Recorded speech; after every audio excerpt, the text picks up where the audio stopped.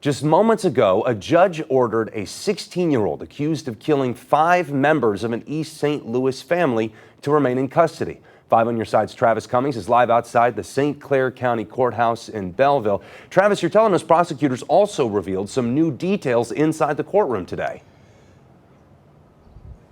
Yeah, good afternoon, Landon. We just walked outside of the courtroom about 35 minutes ago, and it lasted about 35 minutes there, where we heard from both sides this afternoon.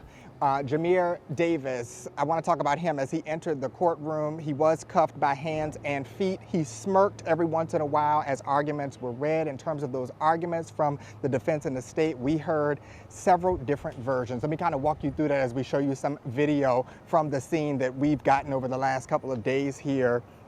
Prosecutors argued that 16-year-old Jamir Davis and his 15-year-old girlfriend planned the killings days in advance, pointing to Instagram messages they say discussed killing family members, moving bodies, and cleaning up afterward.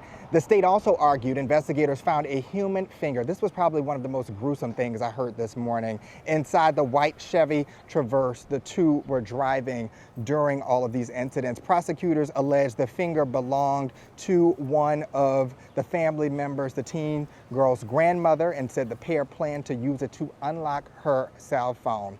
The defense presented a much different account, telling the court Davis acted in self-defense, under compulsion, and out of necessity, saying, quote, "The truth in this case will come out." So in the end, Judge Sarah Rice sided with the state, finding the evidence presented showed Davis poses what she called a real threat and danger to the community at this time. She ordered him to remain in juvenile detention custody until a trial gets underway, which of course the defense is calling for at this time. And so we're going to continue following this. I also learned that there is a press conference in East St. Louis to kind of lay out some details. Law enforcement will be there, as well as providing critical resources to the family who is really coping with those losses at this time. Landon?